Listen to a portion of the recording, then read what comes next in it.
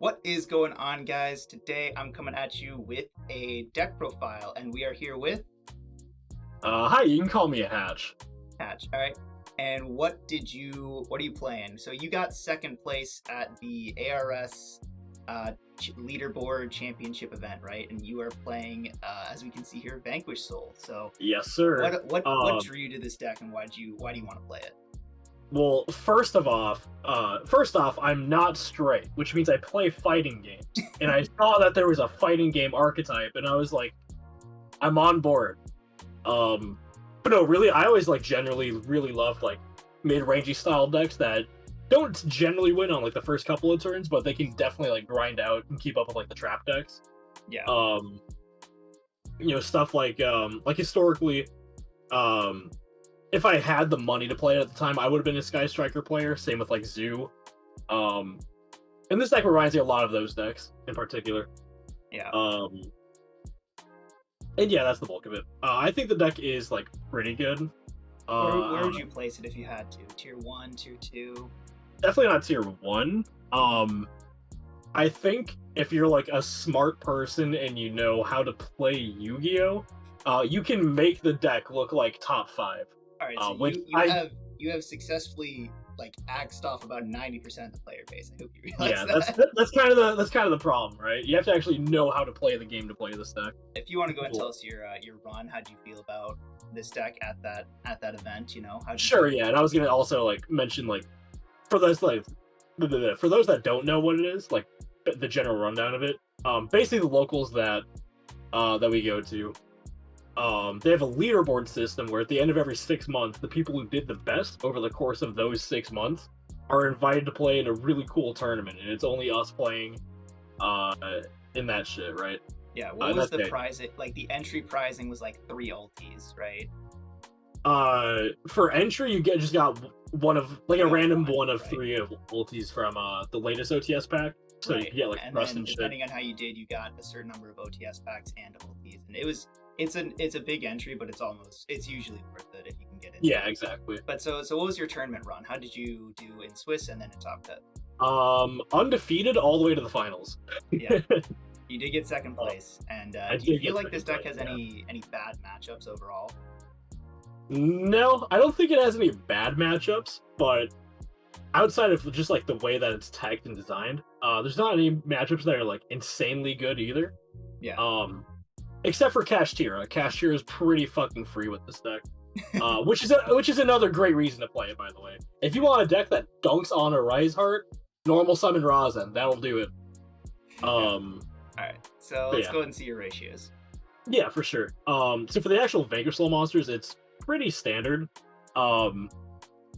After the Italian Nationals list, it's pretty standard to play this lineup of ratios. So 3 of each of these ones. They're just the most consistently the best ones. They always get you +1s every time, and they're really good. It's 3 Rosin, 3 Madlove, 3 Borger. 3 Borger, yeah, and then 2 Caesar, 1 Pantera, and 1 Pluton. I wish we didn't have to play this one, but you really do want to search a fire with Razen sometimes. So go ahead and tell us what each of the cards do, just a quick overview, for those people who haven't read the cards. Yeah, for sure. This guy is basically Ray. In terms of how important is the deck. If you're playing Sky Striker and you don't see Ray, you're probably losing the game. And that's kind of the same thing with this deck. When he's summoned, you search for any non-warrior Vanquish Soul, which by the way, all the monsters are different types. So whenever you summon, you search your deck for a non-Vanquish Soul monster, and you add it to for a non-warrior Vanquish Soul and add it to your hand. And then as a quick effect, you can also reveal a fire to protect him from card effects, from destruction from card effects for the turn. Or, the relevant one, you reveal a fire and a dark in your hand to pop all the monsters in the same column as the Razen. Yeah, I believe the lore behind this is he's got torpedoes or rocket launchers on his arms, and the rockets fire in a straight line. It's kind of. I don't really know what the lore is, to be honest. I just think of it as the fighting game input. It's quarter circle back, pow, that shit. That's fair. Alright, so next up we had 3 Madlove? Yeah, 3 Madlove, and honestly, I might cut her to 2. I'm thinking about it. Alright. So as far as what she does, she's like basically the same as Rosin, except she gets the spell traps. And then for revealing a dark and an earth at quick effect speed, you bounce the face-up monster on the field with the lowest defense back to the owner's hands. And you get to choose if it's a type. So like that sounds really good, and this card is really good. The problem though is none of the Vanquish Soul spell traps really, they don't really do anything outside of directly interrupting your opponent or be a monster reborn. So this is one of those cards that might be better when they get more support. They get some better spell traps, just like Ghost Tricks, if they ever got good spell traps. Yeah, basically. Which we are getting more support. We do know what the cards do, and honestly, by that point, that's probably why I play only 2 master stuff. But even for now, it's like fine. All right, and then we had 3 Borger. Yeah, and this card is the real win condition to the deck, because he is main deck Heat Soul. This card is insane. Yeah, just quick effect speed, you reveal a dark in your hand and you draw a card.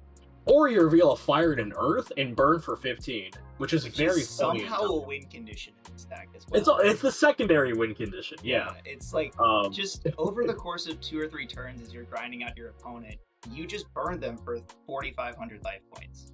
It's insane. It's so good.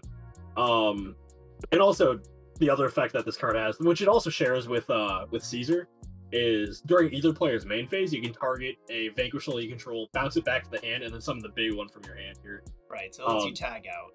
Yeah, if you have Rosin on board, you can go like, if the Caesar is in your hand, you go activate, and it'll just bounce back in your hand, and you do that. So yeah. As far as Caesar though, no, this is like the big guy in the deck. Yeah, he's like the quote unquote boss monster. Because the real boss monster is Borger. But no, this one's also pretty good. He's 3,000 attack, which does help.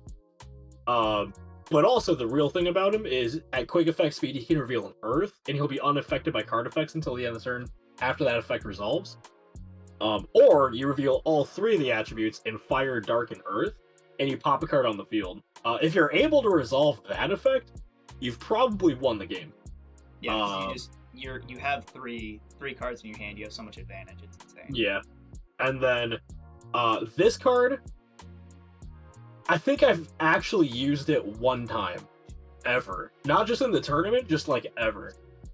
So we don't have to worry about it. You just have to know it's a fire. You can search off Rosin in case you have no fires, and you need to pop cards. Right.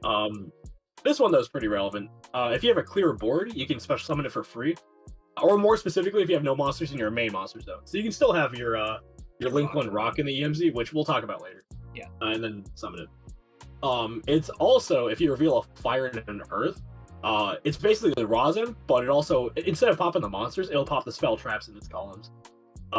So if you ever need to get rid of like floodgates, like I've outed stuff like, well, not skill drain, but you can out stuff like Rivalry goes in with this card pretty easily.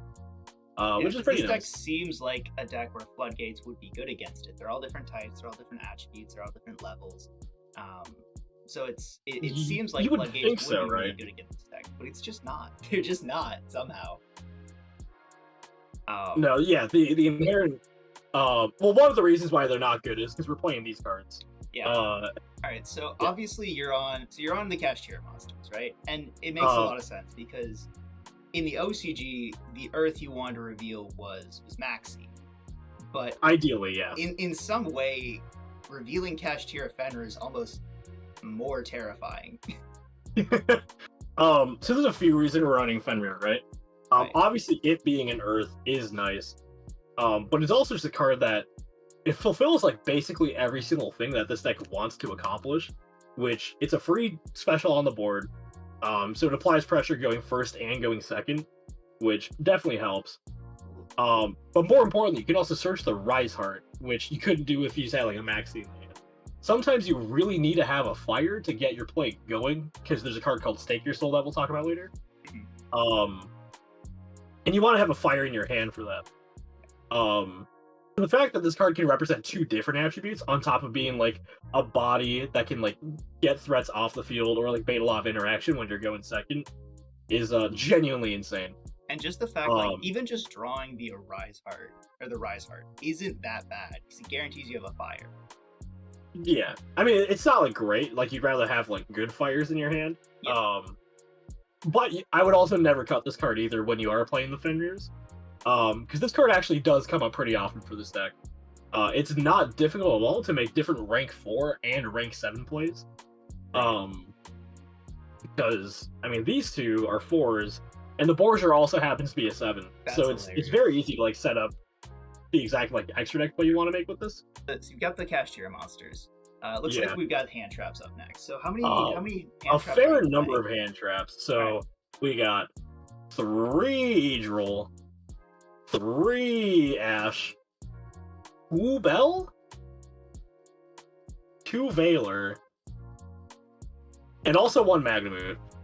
So there are reasons for these ratios. These I knew I wanted to max out of. I think both of these cards independently are extremely just like Ash is just like solid. Yeah, It doesn't Ash really is a great necessarily card, stop a lot and of it's decks. also a fire. So Droll, Yeah. I've noticed a lot of people are maining Droll, and personally, Yeah. I didn't think this was a very Droll heavy format, but a lot of people are maining it. So what's your thought on Droll? Is it like a really good card in this format? I think it is I think it's good enough to main because there's enough decks to where like. Well, there's another reason why I'm playing Droll that I'll get into later. Okay. That makes it so like even if it's a deck where it's like bad against, like it's not the end of the world. Right. But the real reason I wanted to main Droll is because I thought, especially at the top 12 event, there would be at least one person on any of like the brand new combo decks out of Duelist Nexus, whether that be Infernoble or the Synchron deck, or the one I'm actually scared of and the one I think is actually good, Manadium. If your opponent activates Calarium and you Droll them, they pass their turn. They cannot play through that outside of like maybe sticking a Baron. Like You also want cards in this deck, especially that are like pretty high impact. Because the relative power ceiling on the deck is relatively low. So you want to make sure like the other resources, like the non-engineer deck, is gonna like always like do something basically. And for this format, I think Droll is exactly the card where like if you want main 1 hand trap, that will like that'll like turn off the decks that you're actually scared of. Then I think it's Droll. Because outside of like exactly Labyrinth, I'm pretty sure every good deck this format right now is searching at least like 2 cards over the course of the turn. Yeah. And then you're on, what was it again? You're 2 Bell. As far as the other hand traps, we had the 2 Bell, 2 Veiler, and 1 Magnamute. Alright, so explain these. Obviously, I think I understand Bell is just an Earth. That's a part of it, yeah. I also think Bell's just like independently pretty good this format. It's really good against Despia. But I'll talk about these as like the anti gimmick puppet parade. That's what it is. Yeah, that's a part of it. I'll talk about I think Bell's just like independently good. The thing with the Magnamute, I was originally playing a heavier like Bestial line in the main deck. Right.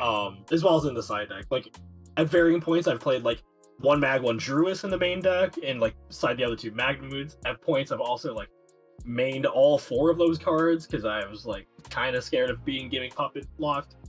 The reason I really like Magnamute in this deck is it has like the same thing that Fenrir has, where it's a piece of interaction, it applies a lot of pressure in its own ways, but it's also a card that can represent 2 different attributes when you summon it. So you Bestial your opponent on their turn, and then during the end phase, you can either add that Druis Worm, or Caesar's also a dragon. That's so dumb.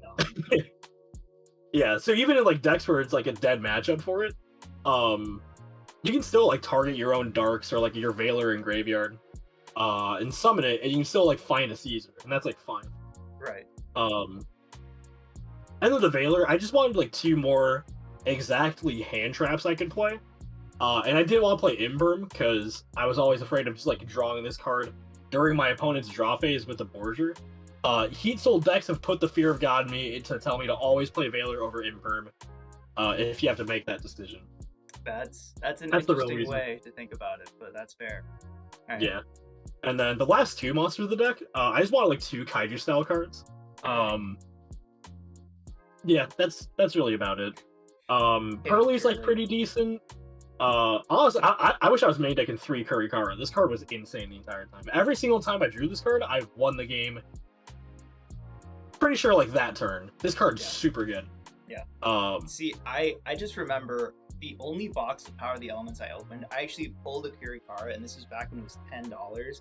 I traded it for a Garura. Now, granted, Garura is now like $30, but Kurikara is like 50 or 60, so it's just like, it feels bad, man. I was really lucky to pick my Kurikaras up back at LA when they were like $20. I remember when the Starlights were $45. God, dude, I wish I was able to pick them up at that time. Yeah, there were people who would not touch Kurikara with a 10-foot pole. And actually, now it's just like, oh yeah, this is just like the best hand trap ever. Yeah. Alright, so we got spells. Yeah. So we have 3 copies of Stake Your Soul. Is the Milano saying goes, your nose is mine, give me your nostrils. So basically what this card does, it's basically an E-Telly, where you can reveal any attribute, any monster in your hand with the Vanquish Soul attributes, and then you summon a Vanquish Soul from your deck with a different name as the monster you reveal.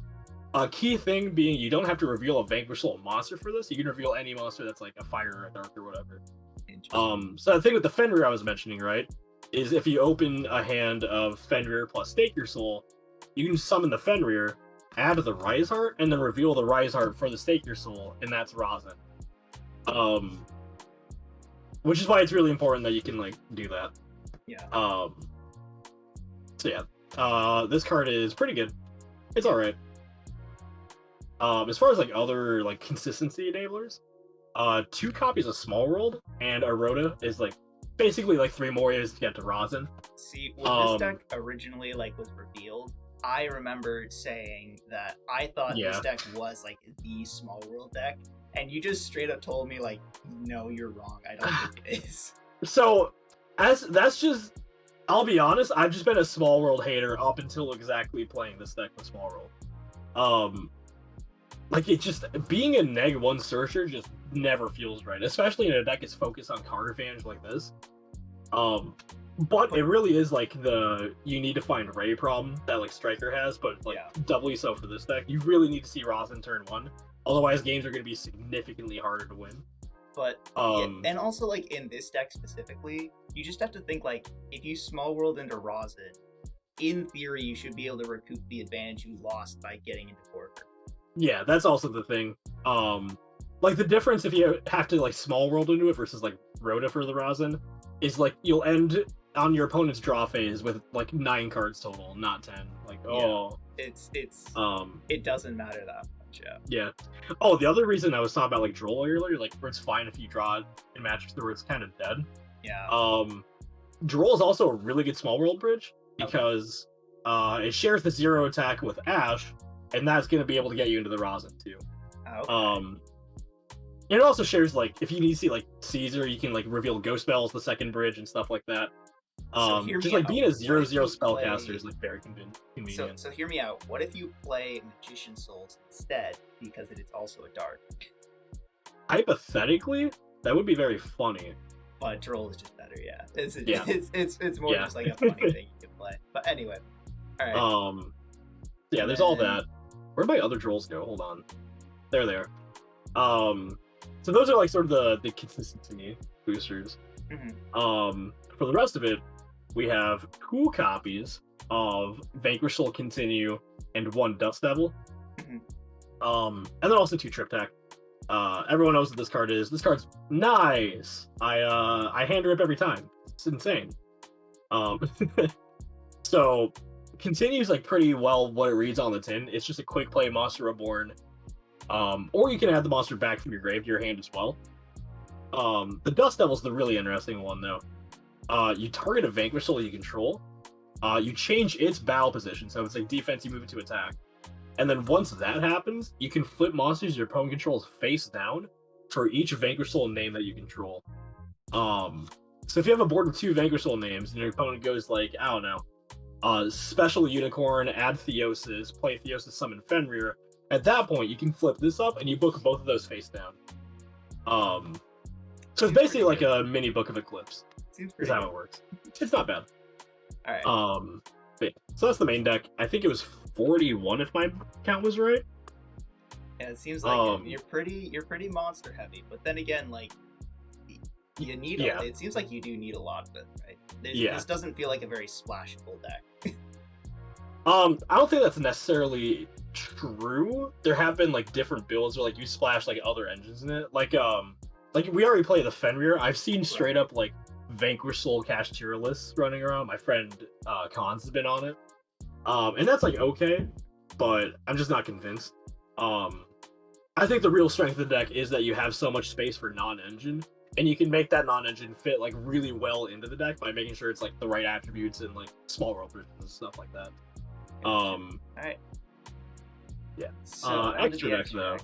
Yeah, we have 3 copies of Rock of the Vanquisher. So yeah, it's a late one, so you already know it's broken.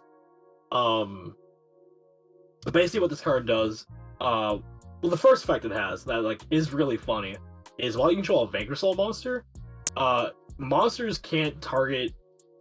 No, hold on. Your opponent can't declare attacks on monsters you control except for the one with the highest attack stat.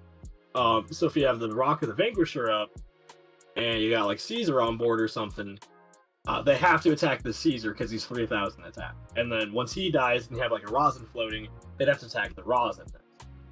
So it's a pseudo like battle protection, which is yeah, necessary basically. for a 0 attack link 1. It does help that, you know, it stops like being attacked by that. The real effect of it though is as a quick effect during either player's main phase. That's the key part. This is a quick effect, but only during the main phase. You can either target and add back a Vanquish Soul monster in your graveyard back to your hand, or you can summon a Vanquish Soul monster from your hand. So frequently how it works out is you want to be able to like summon Rosin on your turn, and then link it off for the rock, and then you just like, whether it be through continue or like adding it back and then summoning it off the rock, you want to summon it again on your opponent's turn, and you want to summon it in a column where you can pop a monster that will like actually interrupt them. That's kind of like the main like starting interruption for like the whole engine for the deck. Yeah, this deck does seem like you really have to be not necessarily like 2 steps ahead of your opponent, but you have to be paying attention. This isn't just like a shut your brain off on your opponent's turn kind of deck. Oh no, you have to actually play the game, unfortunately, which I know is a huge turn off for most Yu-Gi-Oh players. So this is one question I always like to ask when it comes to new decks that have a Link 1. Right. How much less playable do you think this deck would be if it was Link 2 instead? It would be pretty bad. Well, I think like the engine of like Vanquish Soul itself would still be fine, but the whole point of the card is that it's a Link 1, and it'll like immediately extend your plays and get you a ton of pluses. Right. But yeah. For other extra deck cards, Nightmare, Cerberus, and Unicorn, or not Unicorn, Phoenix. That's its name. Why the Cerberus? That's interesting to me. Sometimes you just like want to pop a monster and you can't use like Rosin because it's like in the wrong column or something like that. But the real reason is because this is a down arrow, so you do that or that and you draw a card, and that's really good. We're actually using the draw effects of the Nightmares. Hell yeah, we are. I also just play an Asa, because when you're on a deck with Fenrir, being able to like take your opponent's Fenrir out of the graveyard when you like Kaiju their Rise Heart is very funny. Yeah, it's so weirdly strong, just being able to take your opponent's Fenrir and activate it. Like, it feels so dirty, but it's also so fun. Yeah. This could also like probably be like Dark or Hida, depending on what you really value. But I value being able to take my opponent's Fenrir. So that's fair. Yeah. This is the only synchro we play, and the only way to make it is with Fenrir or Borgia, and then you normal summon Ash or Bell, and that's it. That's the only way to make this card in the deck. But it comes up. Couldn't you also like steal your opponent's Fenrir, or like steal your opponent's like if you're up against the Synchron deck and they leave a tuner on field for some reason? They would never do that. But let's say you activate D Barrier after they resolve Jump Speeder. I mean, like, technically, maybe, I don't know, but yeah, anyway. But it has actually come up, so. That's very. Yeah. And then the rest of the extra deck is, like, Siege monsters, mostly because, like, you don't really make much outside of exactly the rock. Like, most of these cards after the rock, I make maybe 1 in every 10 to 20 games, if that. Yeah. But you do make the exceeds like pretty consistently because you are on the Fender and like able to add the Rise Heart, and from that you can either make a rank 4 or a rank 7 and stuff like that. All right. So these cards actually do come up. Dweller, in case they're on It's tier. What's this guy's English name? I just don't remember. Evil Swarm Excitonite. Thank you. And then a Baguska, the panic button. Yep. And I guess like also rank 4s technically, right? The Chalkanine Borbo Zeus package. Yeah. Just like good cards, and then also for the rank 7, also like other good cards. Big Guy hasn't really come up as much as I thought it would.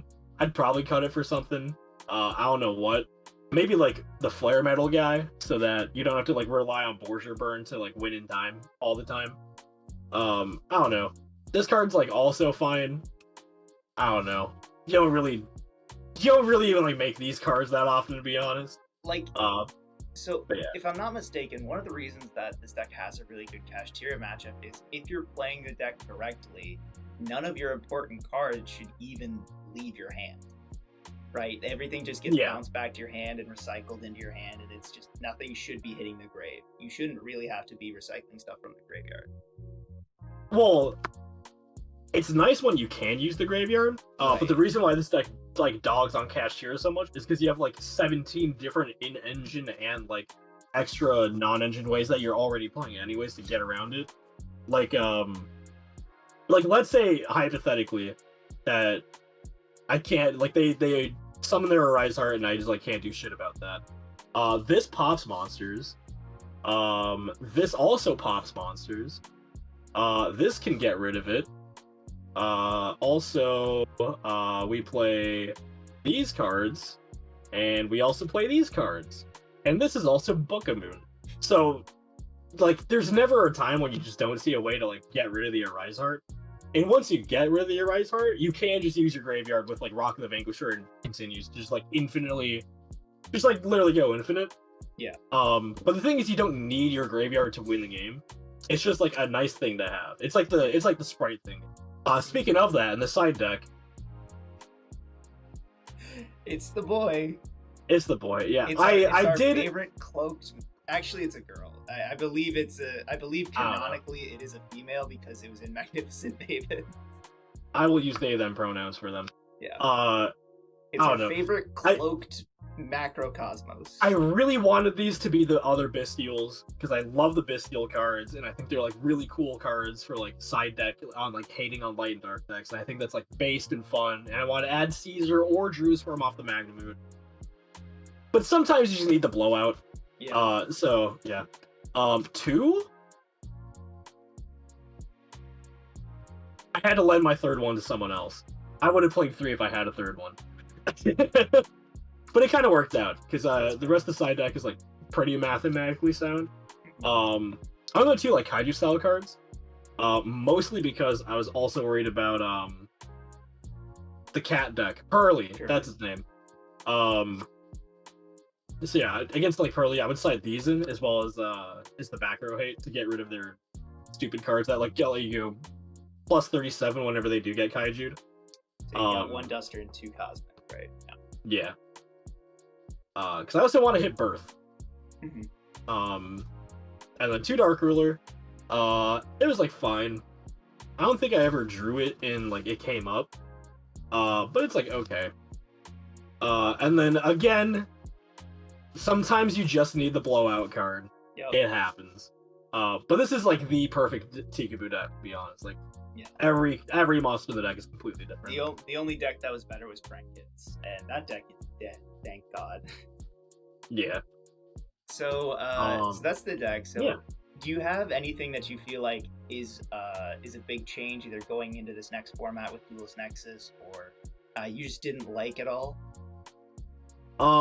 Honestly, everything felt pretty sound overall. I would try to fit probably the second Curry car in the main, and then keep one in the side. That's like about it. This card's so good. Everything else felt like okay. Again, like I said, I'd probably play the third nib if I had it that weekend, but like, it's fine. I don't know. Deck's just like good, but you have to know Deck's good if you're good. That's the thing. This deck is a lot like Labyrinth, in which you need to spend some time with the deck in order to really play it. Yeah, exactly. Comfortably. So, all right. Well, do you have any shoutouts before we head off? Is this another way to ask me to like plug my YouTube or whatever? You can plug anything you want. You can plug in a lamp if you want. I don't care. Check out my YouTube channel, Hatch VT. I forget the actual name of the channel itself.